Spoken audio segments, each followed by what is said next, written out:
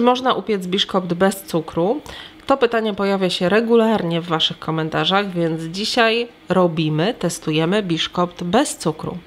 A dokładny przepis na ten biszkopt również w wersji do wydrukowania znajdziesz na orchideli.com, natomiast sama lista składników jest w opisie pod tym filmem. Wszystkie składniki do biszkoptu, szczególnie jajka, powinny mieć temperaturę pokojową, co oznacza, że powinny być wyjęte z lodówki lub przeniesione na blat kuchenny z chłodnej spiżarni minimum godzinę przed pieczeniem.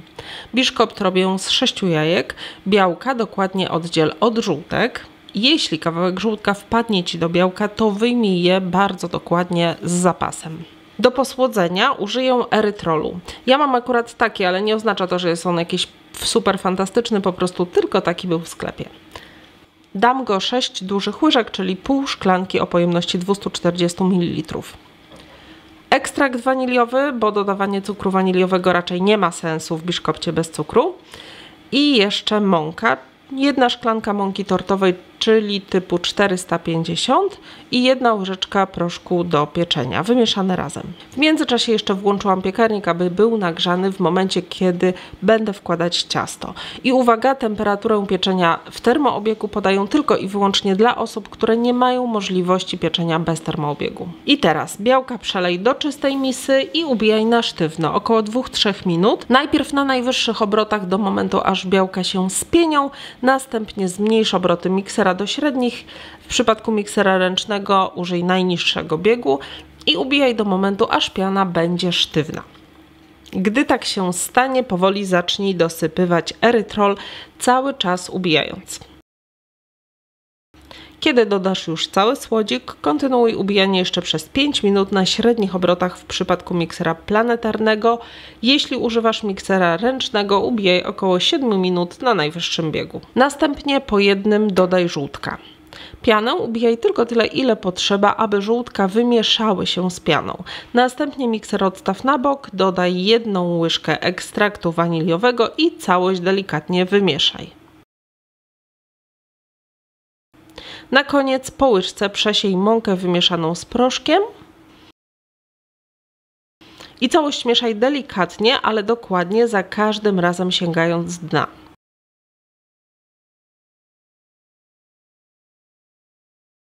Kiedy wymieszasz pierwszą partię mąki, dodaj kolejną i znów delikatnie i dokładnie wymieszaj. Na koniec ciasto powinno wyglądać tak jak u mnie, czyli być raczej sztywne, wyraźnie puszyste, na pewno nie lejące. Jeśli u Ciebie wygląda to inaczej, to mieszanie albo było zbyt gwałtowne, na przykład za dużo mąki naraz, albo co bardziej prawdopodobne, piana z białek była źle ubita. Gotowe ciasto przelej do przygotowanej blaszki lub rantu. Mój rant ma średnicę 24 cm. Lekko wyrównaj i od razu wstaw do nagrzanego piekarnika. Biszkopt piecz na drugim poziomie od dołu przez jakieś 30-35 minut lub do suchego patyczka. Jeśli zdecydujesz się na foremkę o mniejszej średnicy, czyli biszkopt będzie wyższy, wówczas na pewno trzeba go będzie piec dłużej. Przed wyjęciem z piekarnika sprawdź patyczkiem, czy ciasto jest upieczone. Jeżeli patyczek wychodzi suchy, od razu wyjmij biszkopt na blat i zostaw do wystudzenia na jakieś 15 minut. Następnie ostrym nożem oddziel boki rantu od biszkoptu i całość wyjmij z formy. Biszkopt prezentuje się tak. Na upartego dałoby się z niego nawet wykroić 3 cienkie blaty na tort, ale ponieważ mój biszkopt jest wyłącznie do celów testowych, przekroję go na 2 blaty, żeby się nie bawić. A zależy mi po prostu na pokazaniu środka. No i tak wygląda środek. Ja już pozbierałam i skosztowałam te okruszki, które mi się tutaj pozwijały nieco pod nożem, więc mogę powiedzieć, że jest naprawdę smaczny, słodki, ale nie mocno słodki, nieco bardziej wilgotny niż tradycyjny biszkopt, ale wciąż elastyczny i naprawdę puszysty.